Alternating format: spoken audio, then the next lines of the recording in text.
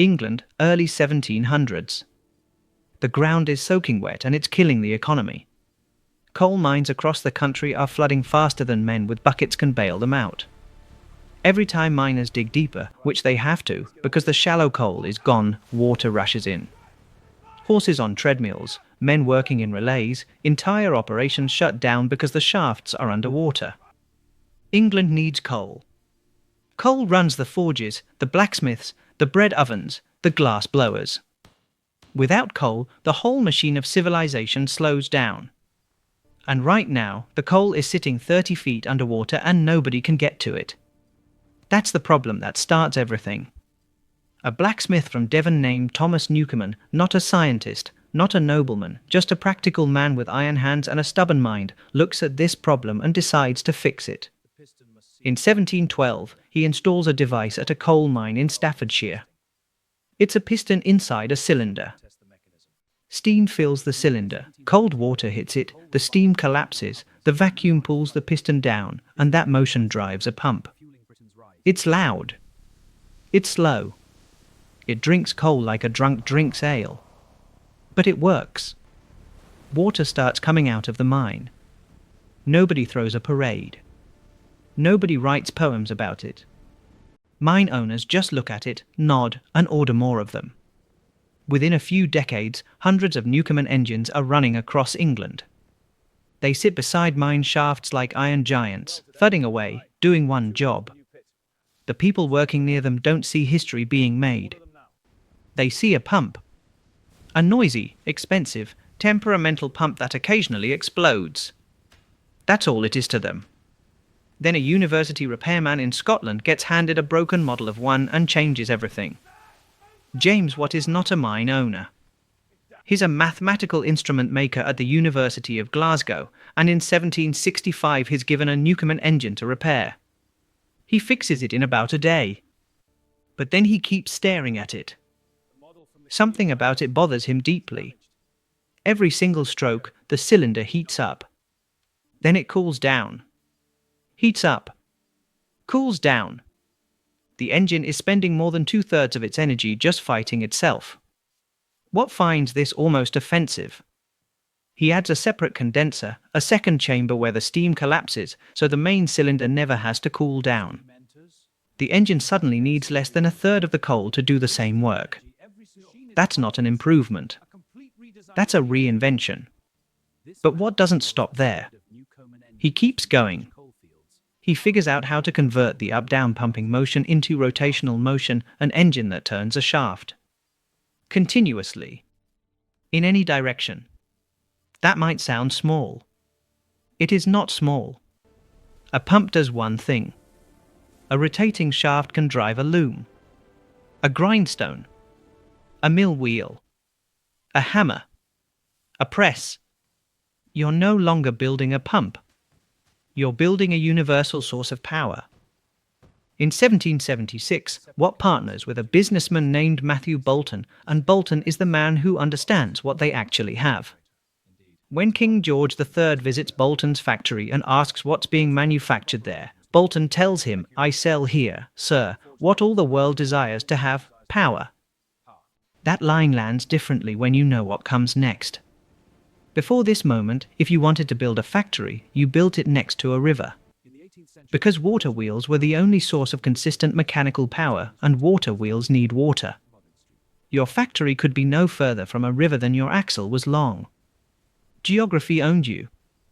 Season owned you, rivers ran low in summer and froze in winter. You planned your entire industrial life around the nearest stream. Steam broke that chain completely. Coal could be delivered anywhere. An engine could sit in the middle of a city, in a field, on a hillside. It didn't matter. The factory could go wherever the workers were, wherever the market was, wherever the owner wanted it.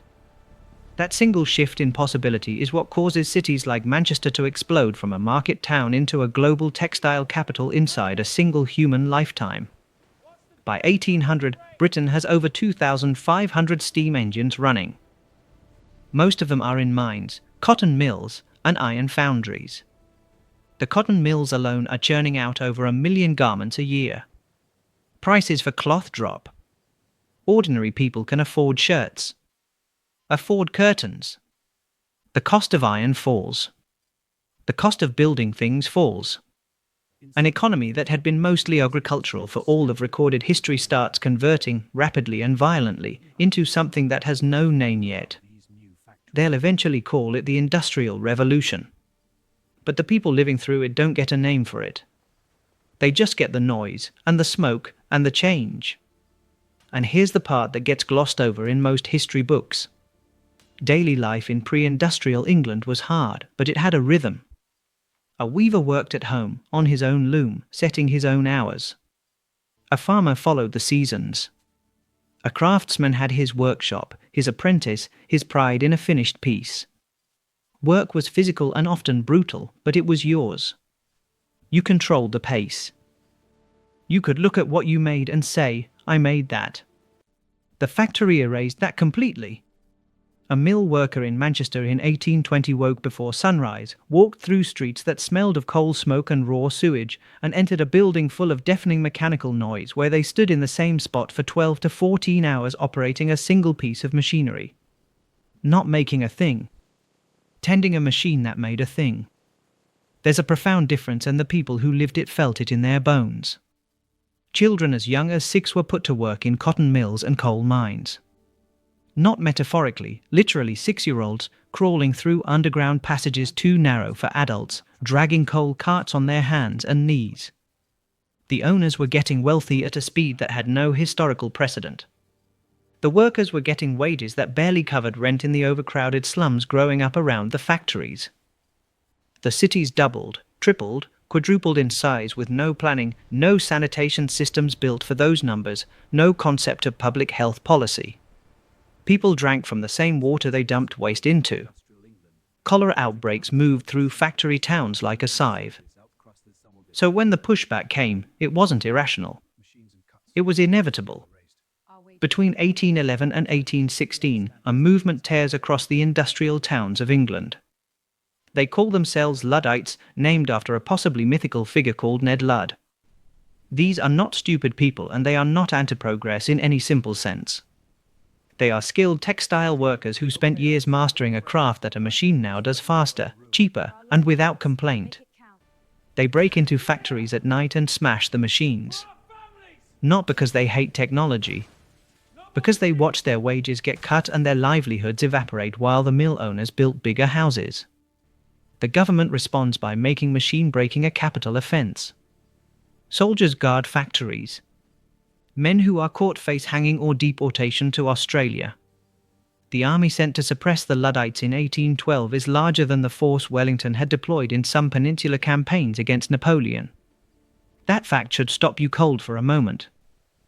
England deployed more soldiers against its own workers than against foreign armies because the machine had to be protected.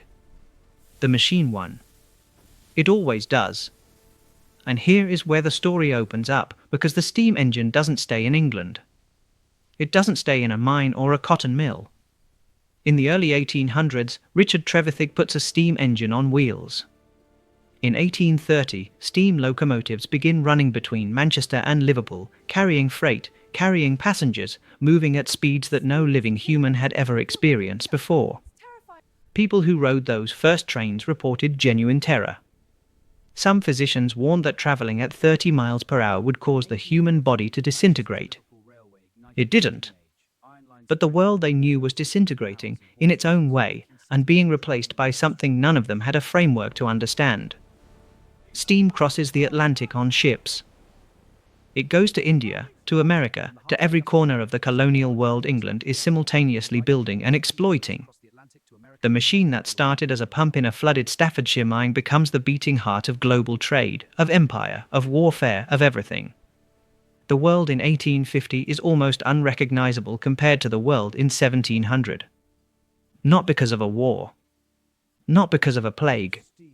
Because of what happened when one practical man looked at a flooding mine and asked, what if steam could do this work instead? Most inventions improve something. The steam engine changed the question entirely. It didn't improve the world that existed. It ended that world and started a new one, one that we are still, in very real ways, living inside of right now. The phone in your pocket, the city outside your window, the supply chain that put food on your table this morning, all of it traces back, in an unbroken line, to a thudding iron cylinder in a Staffordshire coal mine. 300 years ago. One machine. And nothing was ever the same again.